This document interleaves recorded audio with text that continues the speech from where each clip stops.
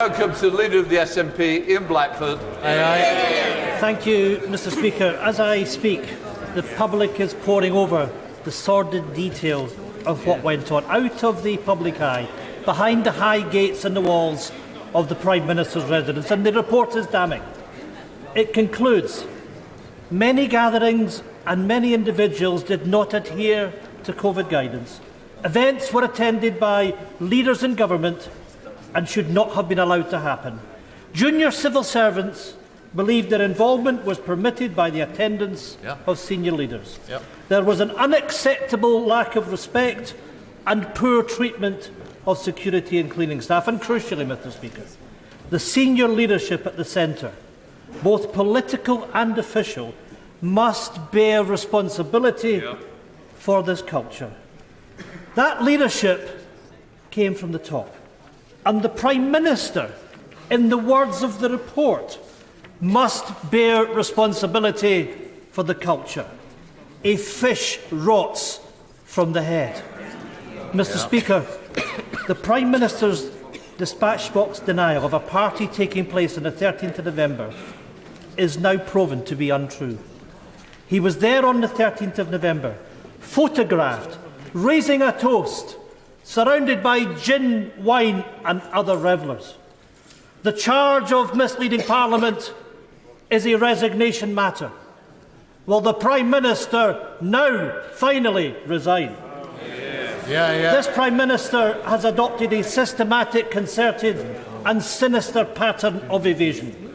Truthfulness, honesty and transparency do not enter his vocabulary.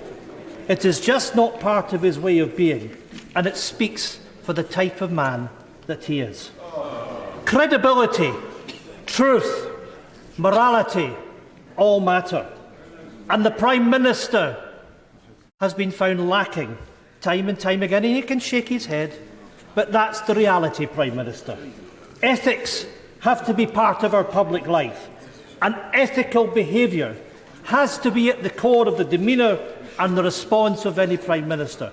The Prime Minister brings shame on the office and has displayed contempt not only to the members of this House, but to every single person who followed the rules.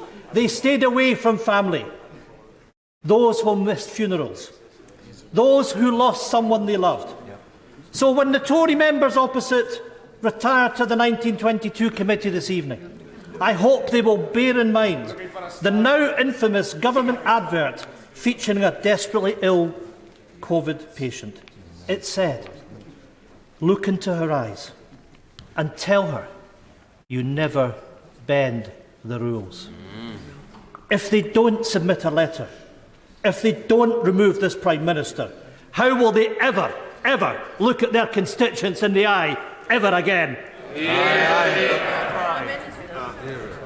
Mr. Speaker, I think that the right honourable gentleman should look closely at her Sue Gray's report, and I repeat my thanks to her.